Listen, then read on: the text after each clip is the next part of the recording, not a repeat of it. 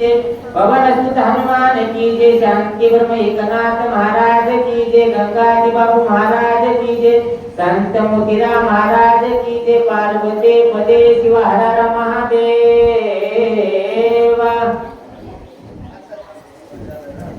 श्री गणेशाय नमः श्री गणेशाय नमः श्री लक्ष्मी नमः श्री सरस्वती नमः श्री गोपाल कृष्णाय नमः श्री गंगाजी बापू देवताय नमः राम वंदिल रावणारी सिंगे विभीषणा इति पायल कृपणा वरद वचन रामाचे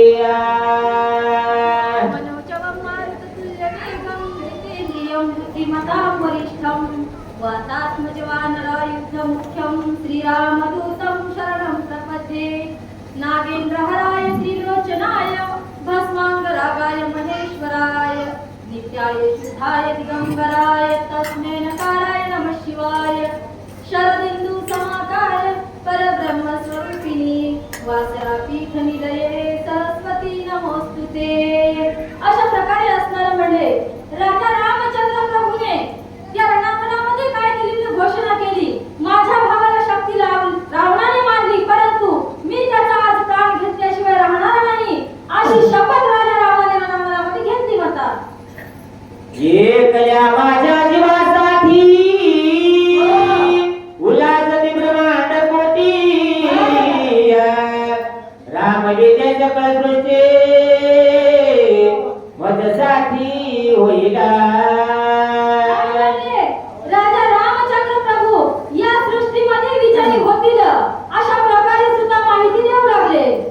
आयशे विचारून चित्ती बसली अंगाची वागते हृदय धैर्य ब्रह्मशक्ती गेली ख्याती सुमित्रे। लक्ष्मण दादाने हा विचार केला, ब्रह्मशक्तीला मान दिला, आपल्या हृदयामध्ये जागा दिली। जर ब्रह्मशक्ती याने धरली नसती तर विभीषणाचा प्राण वाचला नसता आणि विभीषणाचा प्राण जर वाचला नसता तर शरणागताला मरण आलं असतं आणि ब्रह्महत्येचं पातक त्या दोघांच्याही माथ्यावर बसलं असतं आणि अशी राजा रामचंद्राची अपकीर्ती होऊ नये म्हणून लक्ष्मण दादाने निधडी छाती समोर करून ब्रह्मशक्ती आपल्या छातीमध्ये झेलली म्हणतात।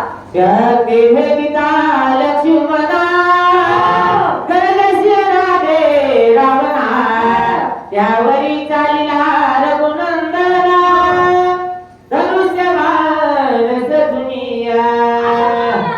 लक्ष्मण दादा ब्रह्मशक्ती लागल्याच्या नंतर विकळ अवस्थेमध्ये रणांगणात पडले आणि आपल्या पाठचा भाऊ रणांगणामध्ये पडलेला पाहून आरती रागाने राजा रामचंद्र प्रभूने धनुष्यबाण उचललं आणि रणांगणामध्ये पोहोचले म्हणतात।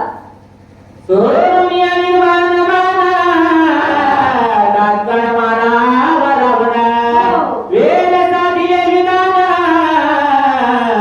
पाठी देऊनी पळाला।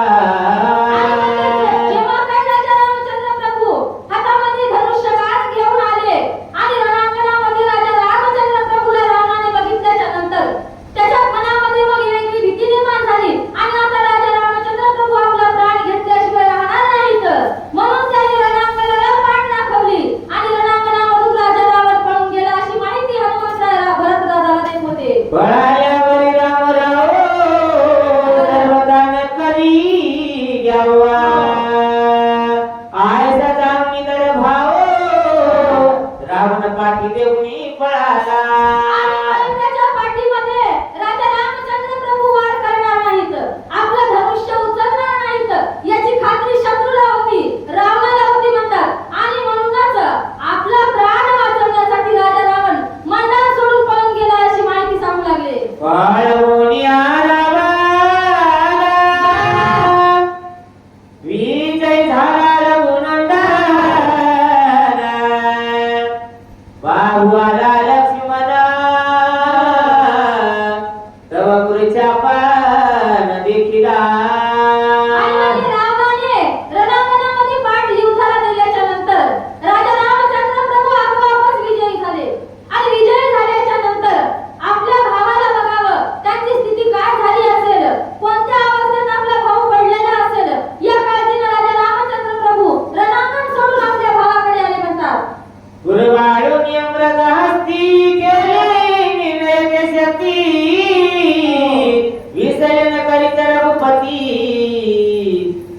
नियम वचन कृती राखली आणि म्हणजे राजा रामचंद्र प्रभू लक्ष्मण दादाच्या जवळ आल्याच्या नंतर आपला अमृतासारखा हात आपल्या भावाच्या हृदयावर ठेवला आणि ती ब्रह्मशक्ती बरोबर पाहिली आणि पाहिल्याच्या नंतर आपल्या भावाची वाहवा करत होते, म्हणत होते की माझ्या भावाने निधडी छाती धरून रणांगणामध्ये ब्रह्मशक्तीला मान दिला.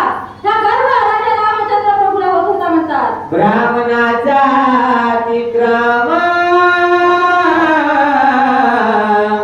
सर्वतान करी रघुतमा आदरिला लौकिक धर्म बंधुतम उठवावया.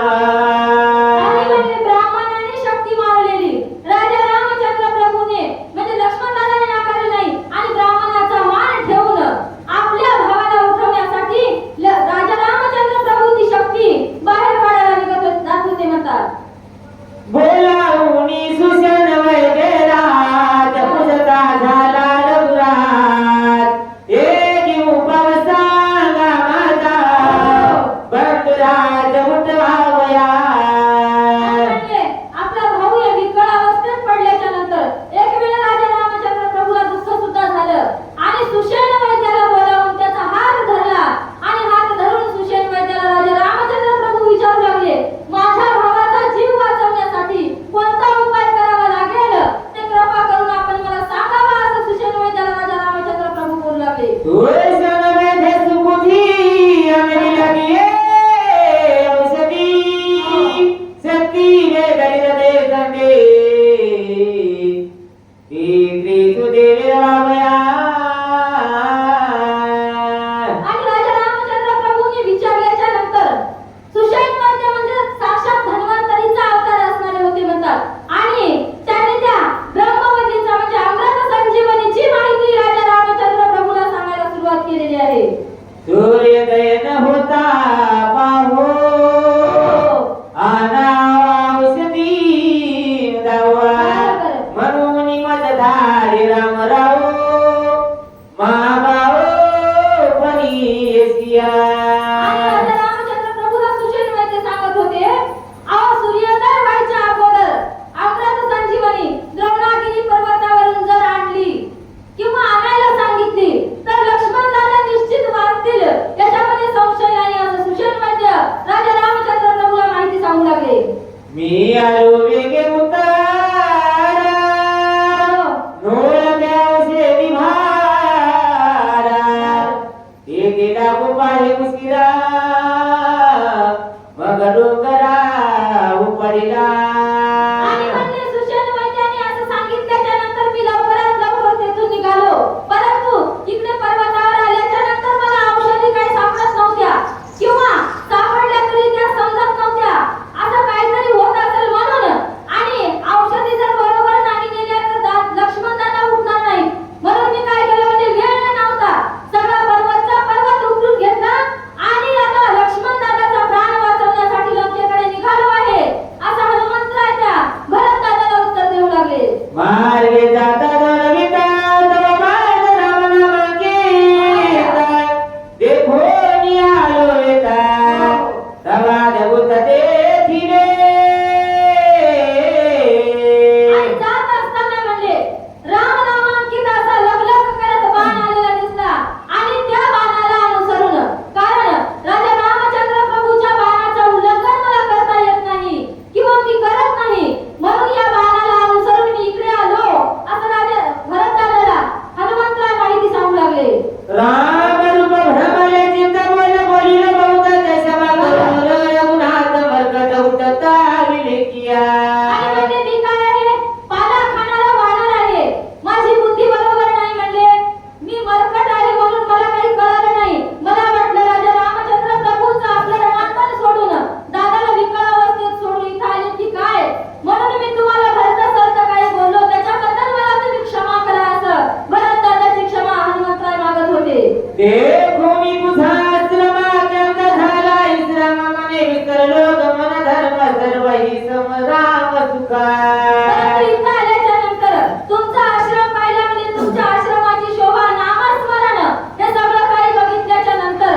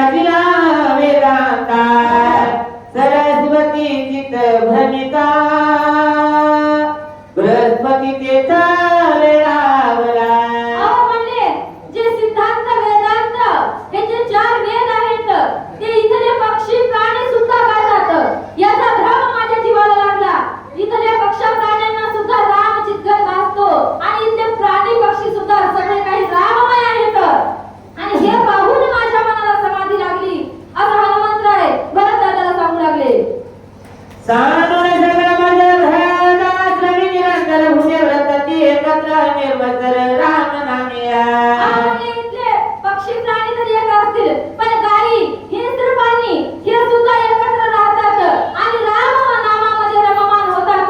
म्हणून मला या राम नामाचा महिमा इथे आल्याच्या नंतर कळला असं. आणि मला वाटत होतं की काही मीच एकटा राम भक्त आहे की काय, परंतु इथे प्राणी पक्षी सुद्धा राम भक्त आहेत. आणि हे बघितल्याच्या नंतरच मला समाधी लागली असं भरतदादा हनुमंतराय सांगू लागले. वर्णिता श्रीरामाचे गुण कपीस नाठवे कपीपणा हनुमान झाला मुझापणा विराचे भार विसरला.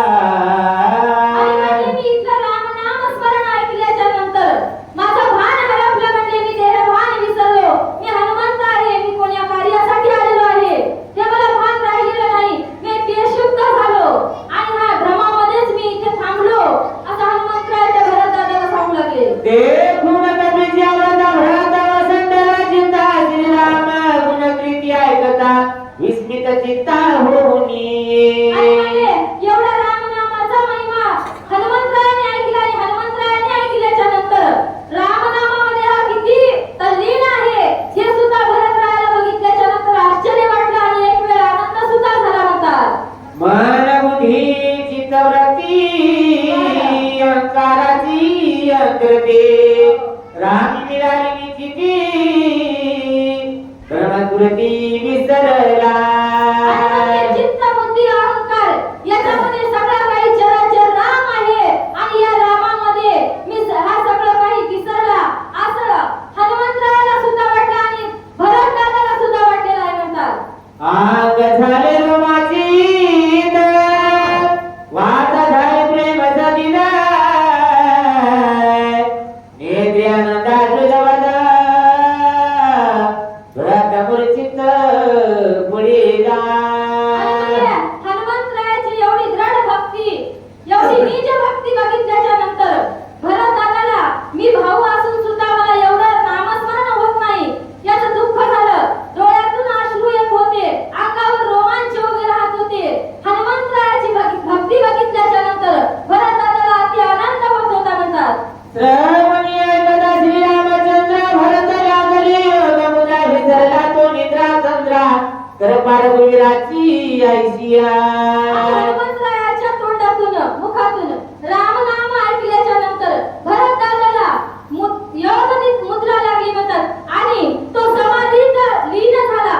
त्याला भूक तहान हे काही कळत नव्हतं. सगळं काही त्याला राममय भासत होतं अशी अवस्था भरतदादाची झाली होती. नाथ वेदले भान रामरूपी जडला पूर्ण फुटले बोला तुटले बोल भरत पण विसरला. आणि तसं काही हनुमंतरायाला जशी समाधी लागली होती त्याच प्रकारे हनुमंतरायाचे बोलणे ऐकून भरतदादाला सुद्धा समाधी लागली.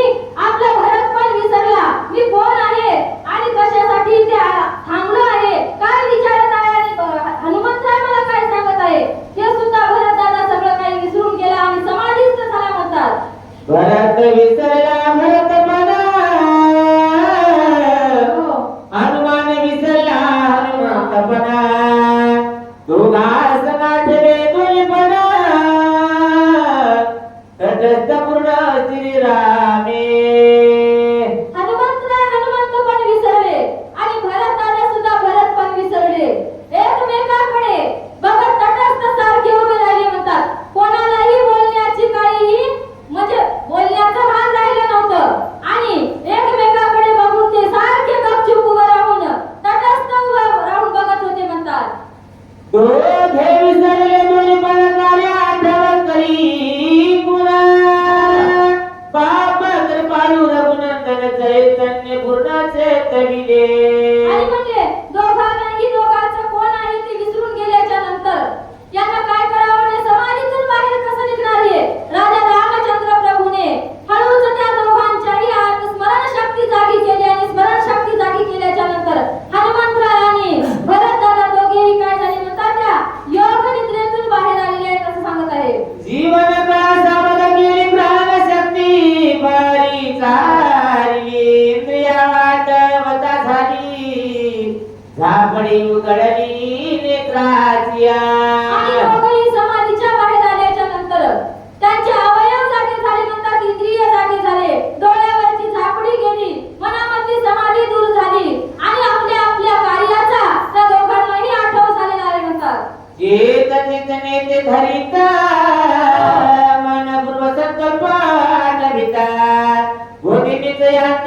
वारीत राम कार्यात साधावया.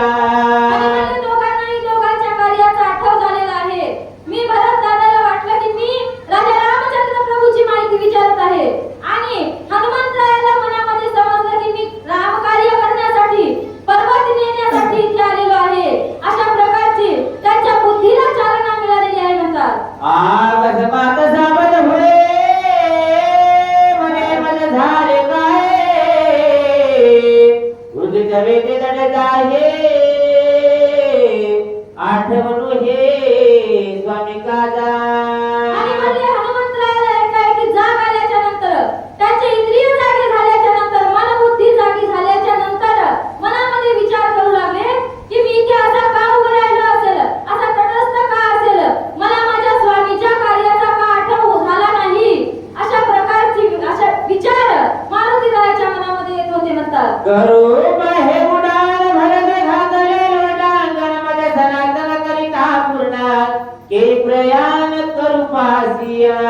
आणि आपला विचार स्वामी कार्याचा विचार आल्याच्या नंतर हनुमंतराय निघणार. तोच राजा रामचंद्र प्रभूचा छोटा बंधू भरतदादा म्हणत होते, तुम्ही मला रामकथा अर्धीच सांगितली आणि अर्धी रामकथा सांगून तुम्ही प्रयाण का मांडलेला आहे, तुम्ही का जात आहात, मला संपूर्ण कथा सांगल्याशिवाय तुम्ही जाऊ शकत नाहीत, असं भरतदादा राजा रामचंद्र प्रभूला बोलत होते. भोजन करावे वेदचिंत प्रसाद द्यावे माते उपयोग नवे अर्थाते तुम्ही निज चित्ते कृपाळवा. आणि रामकथा तर तुम्ही सांगितलेली आहे परंतु माझी सेवा संपूर्ण झालेली नाही म्हणले. तुम्ही अजून भोजन केलेलं नाही किंवा पाणी सुद्धा आमच्या इथे पिलेलं नाही, म्हणून तुम्ही भोजन करावं, यथा सांग पाणी सगळं काही करावं, तुमची सगळी सेवा माझ्या हातून घडावी आणि मग तुम्ही इथून जाण्याच्या मनामध्ये इच्छा व्यक्त करावी. अशा प्रकारे भरतदादा हनुमंतरायाला बोलू लागले. घर आले श्रीराम भक्त पूजन करिता जाऊ देत त्याचा सकळ कर्माचा घातांत मात तो भोगिया. आणि मी जर या राम भक्ताची सेवा नाही केली, मला जर सेवा नाही घडली तर मी अधोपाताला जाईल म्हणजे, कारण राम भक्ताची सेवा केली तर मला सगळं काही परमार्थ माझा साधला जाईल. अशा प्रकारे भरतदादा हनुमंतरायाला बोलू लागले. आहे निज धर्म विवंचना तू जाणतोस कधी नंदना सर्वता उदासन करी मना म्हणून चरणाला गलोवा. आणि म्हणजे माझ्या मनामध्ये काय आहे ते तर तू सगळं जाणतोच आहेस मारुती, आणि मग जाणून सुद्धा तू असं का करतो आहेस. अशा प्रकारे भरतदादा हनुमंतरायाची प्रार्थना वारंवार करत होते. ये वारीला तवरिता जैसा राम तैसा भरता वेळोवेळा पाया लागता यमचिता सर्वता. आणि म्हणजे मारुतीरायाला कसं होतं, जसं रामचंद्र प्रभू तसेच भरतदादा होते, म्हणून वेळोवेळा भरतदादाचे चरण धरत होते, म्हणजे त्यांच्या चरणाचा स्पर्श करायचे. आणि हे भरतदादाला आवडत नव्हतं. अशा प्रकारे कारण राजा रामचंद्र प्रभूचे निज भक्त हनुमान होते आणि हा आपल्याकडून हा त्यांनी चरण स्पर्श केला आपल्याकडून गुन्हा होत आहे असं भरतदादाला वाटत होतं. आय कोणी कमी जगाच्या भरत झाला हास्य वदन तुझे सकळ धर्माचे निज ज्ञान मद चालवण का करीशिया. आणि हनुमंतरायांनी त्यांना होकार दिला, त्यांचा मानपान घेण्याचा, त्यांची सेवा करून घेण्याचा. आणि भरतदादाच्या मनामध्ये अति आनंद झाला म्हणले. आणि अति आनंद झाल्याच्या नंतर उल्हासभराने हनुमंतरायाला काय बोलत होते म्हणतात. कुंडली हरिनाथ भगवान की जय, राजा रामचंद्र भगवान की जय, पवन सुत हनुमान की जय, शांति ब्रह्म एकनाथ महाराज गंगाजी बाबू महाराज की जय, संत मोतीराम महाराज की जय, पार्वती पदे शिवारार महादेव. यानंतर वाचक म्हणून क्षेत्रातील सूचक म्हणून भारती सर कंटेश्वरकर हे येतील. चला भारती सर.